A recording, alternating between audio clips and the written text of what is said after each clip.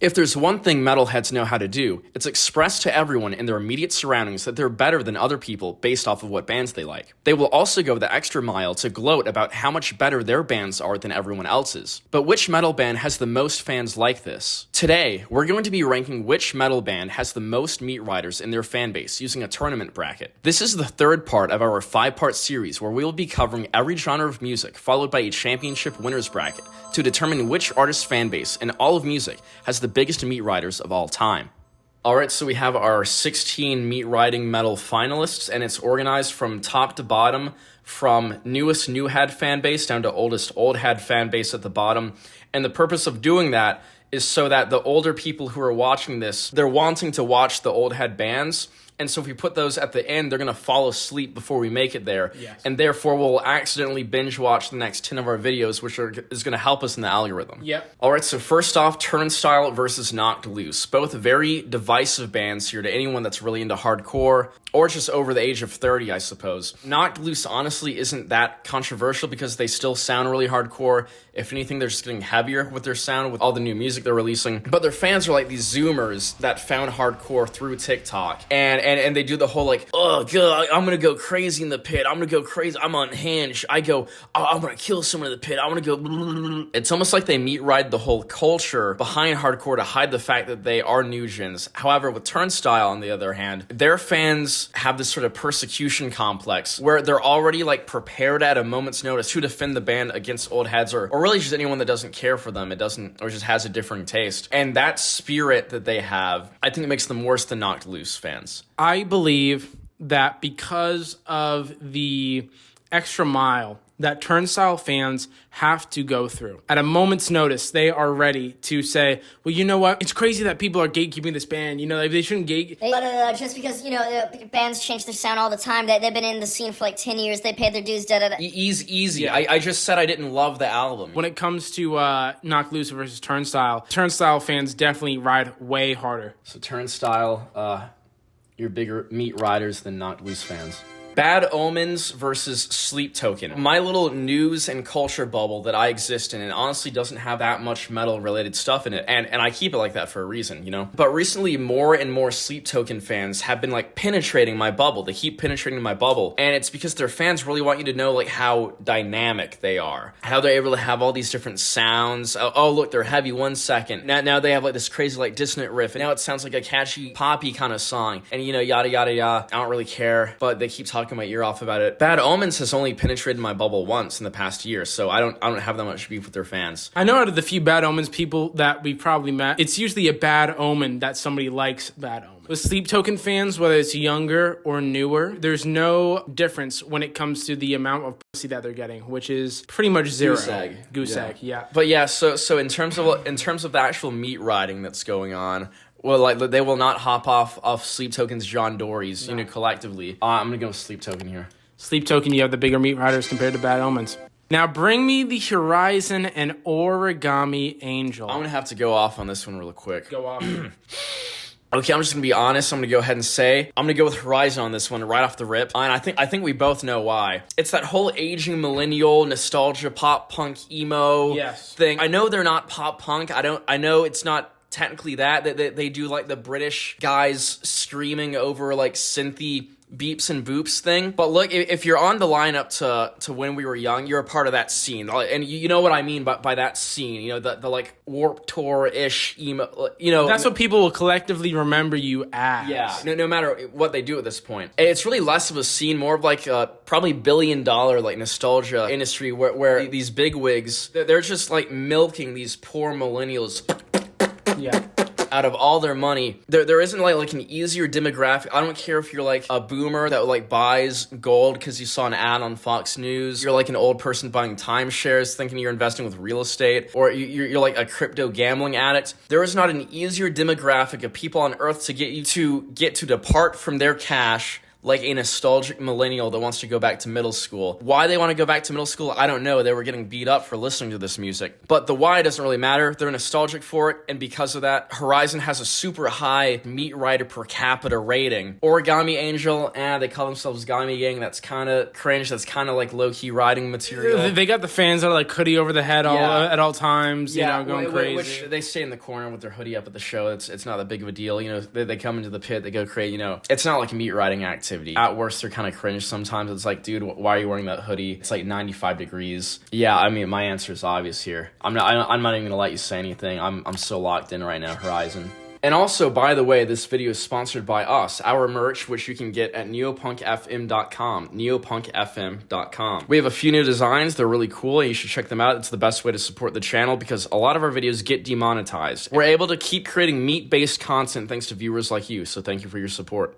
Lorna Shore versus Gojira. Now, I don't know if anyone else has had a similar experience before, but there's this one Target, supermarket Target I go to, and every single person that shops there is like a young alt person, like with the piercings, the dyed hair, whatever. I have no explanation for why this is the case, right? There's no other part of town that's like this. It's just this one Target. Everyone there like wears obscure band tees, and they have the septum piercings, the dyed hair. It's totally inexplainable to me, right? Just the other day I was there, I saw a person wearing a Gojira shirt there. Now, I'm not saying Gojira is like obscure or anything, but unless you're at a show, you don't really see a lot of people walking around wearing Gojira shirts. But yeah, that being said, my answer is Lorna Shore.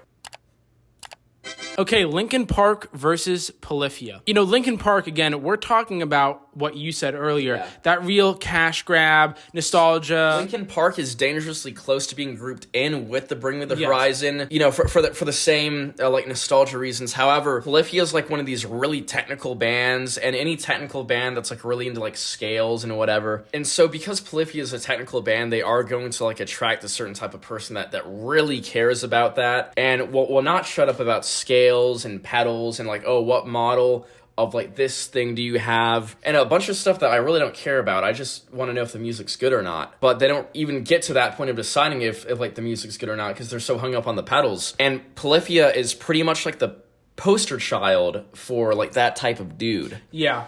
So for that reason, Polyphia. Polyphia, you have the bigger Meatriders compared to Linkin Park. All right, Rammstein and Tool. Look, I'll be honest with you here. We all know the Tool memes about Tool Meatriders, into DMT, into Alex Gray drawings of DMT monsters, into the Fibonacci sequence, into crazy time signatures. With Rammstein, there's an air of silliness. There's an air of taking itself not too seriously. When they want to go dark, they do a really excellent job. The kind of Rammstein Meatriders, and maybe this is just because I live in America. If you live somewhere like in Europe or Germany or somewhere else where they're big, let us know. From what, in my own experience, even though we have diehard Rammstein fans here in the US, the amount of Tool meat riding that we've seen, whether it's through high school or college or just in general, like being online, has been way more intense than Rammstein. Tool really has an unfair advantage here, considering they are like the death grips of metal. I will not be explaining that any further. You either get that or you don't. And so they're definitely going to beat Rammstein here. And there's an S, it's not an SH, so it's Rammstein. But yeah, Tool is the winner. Next up, Slipknot and Avenged Sevenfold. With Slipknot, there's a very clear, visible presence of meat riding. They have Knotfest. They have people who go in with the masks, and they have people who come in the jumpsuits, and they have people who have Slipknot tattoos. Even just on a surface level, when people think back to like that mall goth time, like Slipknot is like the first thing aesthetically and sonically that probably pops in a lot of people's heads. Avenged Sevenfold, I'm imagining the kind of kid who would do like the 5-finger challenge with the knife. That's basically his favorite band. I definitely think the Slipknot Meat Rider, they definitely have a higher IQ, without a doubt, than the Avenged Sevenfold fan. And I think Slipknot has also culturally had a bigger impact. Therefore generating more meat riders per capita. Exactly. The other night, I went to New Metal Night, and there was a guy there in a full Slipknot cosplay. Like, he was wearing the Dickies jumpsuit, and he was wearing one of the masks. It was the mask where it's like the long needle nose. Yeah. He was doing this thing where anytime a Slipknot song would come on, he would take the needle nose and he would rub it as if it were a penis on his face. And I can't think of anything closer to like a literal Slipknot meat riding activity that I've seen IRL with my own 2 eyes. So Slipknot, here we are. Megadeth versus Hatebreed. Now, this is like the final old head showdown. I really cannot think of a single discernible difference between either of these fan bases when it comes to who has more Meatriders, or like just a difference in their music in general. So unless you have any other thoughts, I think we should like phone a friend or something. Let's call our metal expert friend. Okay, let's do that. Which fan base has the bigger Meatriders, Megadeth or Hatebreed? Man, you know what? I would probably have to go Megadeth, all things considered, mainly because they're a lot more mainstream, so the potential for dick riders is just simply higher. Like, I think if you're like a hardcore like metalhead and you're like in the metal scene, you know who Hatebreed is. But like there are people who don't know shit about metal who know who Megadeth is, and you know they've been around so long. I would have to say, all things considered, Megadeth. Thank you for your service. Megadeth has more Meatriders than Hatebreed. All right. All right, we have stumbled upon Turnstile versus Sleep Token. Going back to what we were talking about before, Turnstile. These fans who will meat ride and defend come up with these kind of like ideological reasons as to why, no, it's important that we support Turnstile. It's important that we push them to the forefront. They're doing legendary things. That's exactly what it is, that they're turning into like an ideological thing. It's about the future of the culture. It's about the future of hardcore. Yeah. We got to hold this band up. They're letting a lot of new people in. We did bro, I do not care. Sounds like a conscious rapper almost. They are kind of like the conscious rappers of the metal scene of hardcore in a way. Yeah. Through that like perfect reasoning alone, I'd say Turnstile, we're probably going to stick with them for advancing their way up the bracket. Yeah. And who knows, maybe Sleep Token at one point, once the Turnstile hype dies down, will, and their band of virgins have a lot of power behind the meat riding. They already have a good amount of meat riding already. As of right now, it's clear that Turnstile has more. Bring Me the Horizon versus Lorna Shore. We did spend a long time analyzing the background of Lorna Shore and how actually these are now both two artists that we've confirmed that Lil Uzi Vert is a fan of. Exactly. Lil Uzi Vert on Pink Tape, he just did a song with Horizon, and he's also like been to a Lorna Shore show casually as a fan. The fact that he's gotten the response he has from the Horizon song, it's like everyone's favorite song on the album, and that's only fueling the Meatriders further. And all those millennials, they're like, no, see, they're still relevant, and like they're working with rappers, they're super cool. I can't wait to keep meat riding them again in the future. Hopefully they'll be there for when we were young, 73. More fuel for the fire. Years old. Yeah, exactly. Yeah. So, Bring Me the Horizon, bigger Meatriders than Lorna Shore.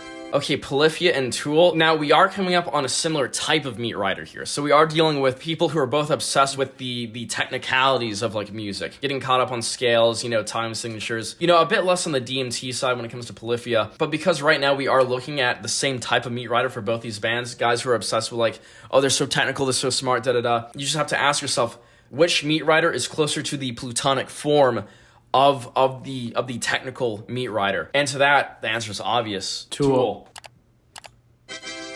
Slipknot versus Megadeth. What our friend was saying on the phone previously, that's been weighing on my head very heavily. In a way that Slipknot never really has before, if you know what I mean by that, It's a great point, and I agree with him just because, look, if we're going back to that argument of Megadeth versus Hatebreed, it was clear that, Megadeth, just by sheer amount of accessibility, the old head Megadeth meat riding will simply not cease. So when it comes to Slipknot versus Megadeth, it's two different kinds of nostalgia here. The Slipknot nostalgia being like mall goth, like playing 90s, like Tony Hawk. Y2K. Exactly. And then Megadeth, back in the day, riding my car that I worked on, hitting the clubs with girls with hair who had crazy, volume. Stranger Things. The Megadeth fans will wear... They're frozen in time. Yeah, they're going to wear the little battle vest with the Megadeth back patch on it into their grave. And if that's not meat riding, I don't know what is. Exactly. So Megadeth, you have worse meat riders than Slipknot.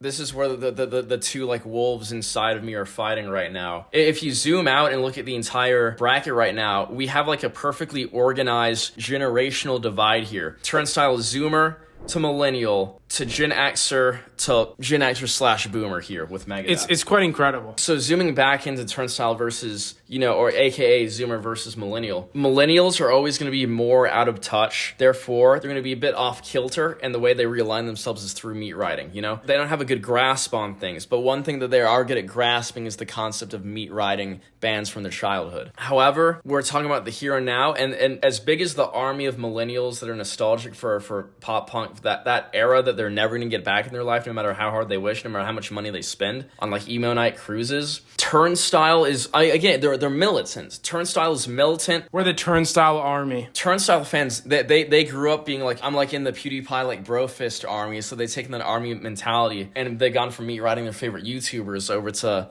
hardcore bands now. Exactly, mixed in with like the militancy of like hardcore in general, like with like certain divisions. Because hardcore has always been militant. It's just that the militancy has been weaponized and concentrated into meat riding. Kind of weird, but I mean that's where we're taking things. That's the state of hardcore.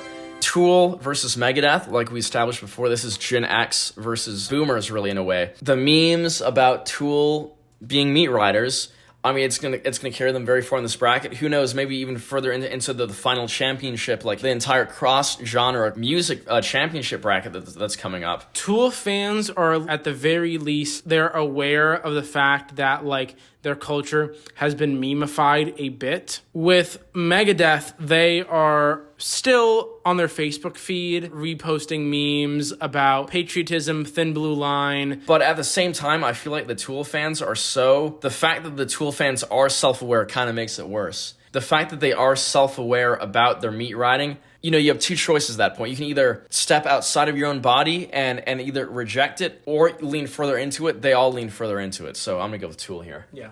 Really, it's almost like, do you want a Bud Light or do you want like a craft beer here? This is really hard. Turnstile versus Tool.